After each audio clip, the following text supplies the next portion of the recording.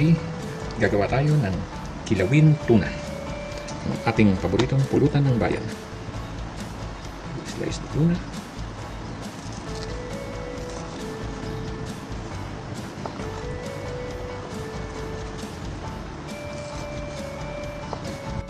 Ito po, hindi natin isasama to, yung itim na part ng tuna.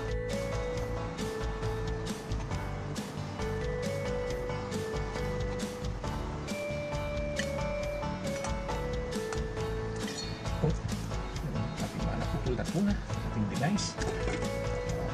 Drain natin ito for 5 minutes. Then, garlic.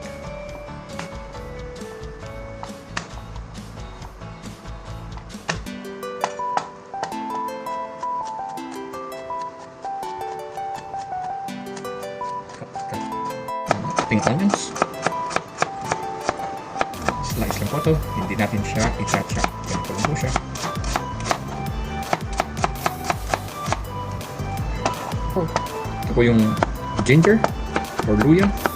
Ito, likan po natin kasi meron tayong mga kaibigan hindi mahilig sa luya. Ito po yung siling haba.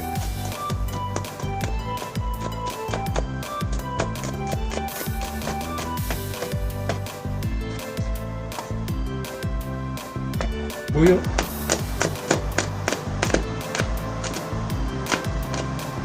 Lalo na po natin ang ating garlic, onions at lahat. Ating iodized salt.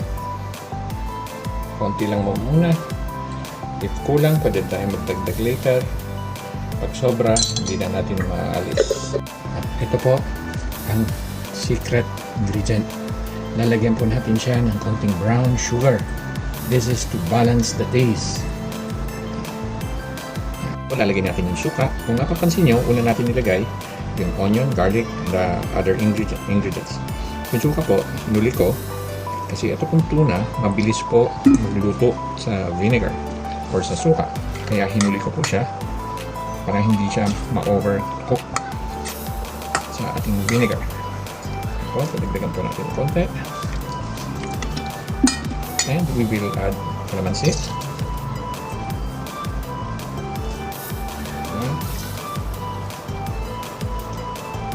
And another one. Ito po, ating tuna kilawin.